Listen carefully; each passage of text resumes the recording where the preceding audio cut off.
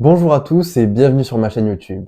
Aujourd'hui, nous nous retrouvons pour une nouvelle vidéo où nous allons aborder un sujet important pour tous les utilisateurs des plateformes de l'économie collaborative telles que Vinted, Le Bon Coin ou encore Vestiaire Collective. Il s'agit des déclarations de revenus. En effet, vous avez dû remarquer que ces plateformes vous transmettent chaque début d'année un document récapitulant l'ensemble des transactions effectuées. Il est crucial de comprendre l'utilité de ce document et si oui ou non vous devez déclarer ces revenus. Restez donc avec moi jusqu'à la fin de cette vidéo pour avoir réponse à toutes vos questions. Suis-je imposable? Pour répondre à cette question, il va falloir s'intéresser au type de bien que je revends.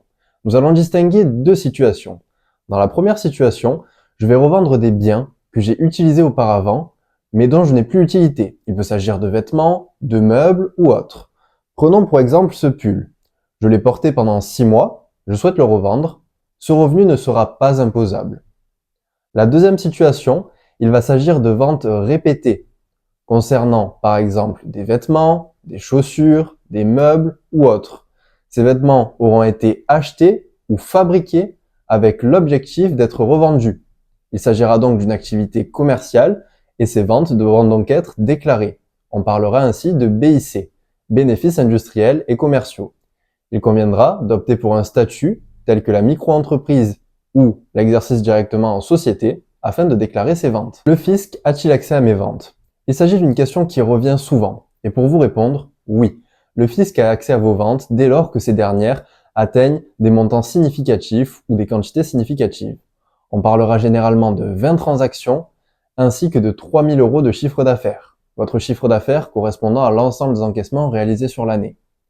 Dès lors, les plateformes de l'économie collaborative devront transmettre ces informations à l'État. Si vous avez déjà dépassé ces seuils auparavant, vous avez dû remarquer que lorsque vous remplissez votre déclaration de revenus, il vous est proposé de déclarer ces montants.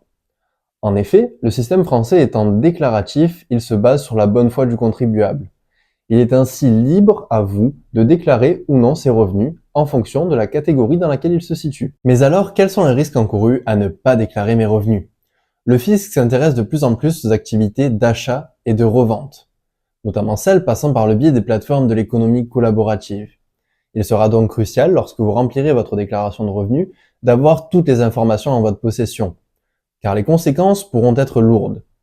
Plus concrètement, l'État pourra reconsidérer cette activité en tant qu'occulte.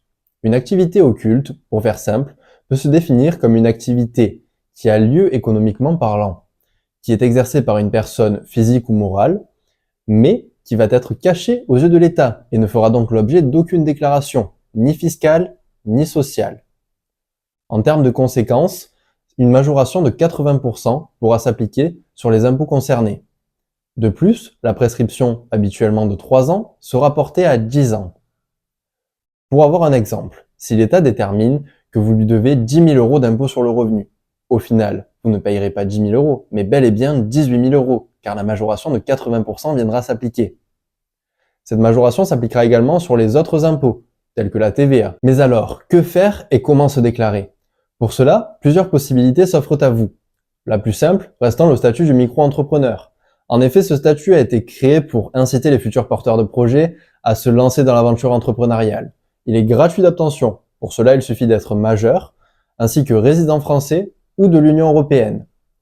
Vous pourrez bénéficier du régime micro-BIC jusqu'à 188 700 € de chiffre d'affaires. Cela vous permettra d'appliquer un abattement de 71% sur votre chiffre d'affaires. De plus, vous devrez déclarer vos cotisations sociales à l'URSSAF. Elles s'élèveront à 12,3% de votre chiffre d'affaires. La première année, il vous sera possible de bénéficier de l'aide appelée ACRE, permettant de bénéficier d'un abattement de 50%. Enfin, la tenue de votre comptabilité sera simplifiée. Il suffira de tenir un livre des recettes. D'autres possibilités s'offrent également à vous, telles que l'option pour le régime réel, ou encore l'exercice en société. Ces démarches étant beaucoup plus complexes, elles feront l'objet d'une autre vidéo. Comment déclarer? Une fois votre micro-entreprise créée, il vous suffira de déclarer vos revenus. Pour cela, rien de plus simple. Lorsque vous remplirez votre déclaration de revenus, il vous faudra mettre votre chiffre d'affaires dans la déclaration 2042 C Pro, et plus particulièrement dans la case 5KO. Ensuite, le calcul se fera automatiquement et vous n'aurez donc plus rien à faire. Conclusion. Vous avez désormais l'ensemble des informations nécessaires afin de vous préparer à cette nouvelle année fiscale. Si vous avez des questions, n'hésitez pas à les mettre en commentaire ou à les envoyer directement à l'adresse mail dans la description. Et surtout, n'oubliez pas de vous abonner pour ne pas louper les prochaines vidéos.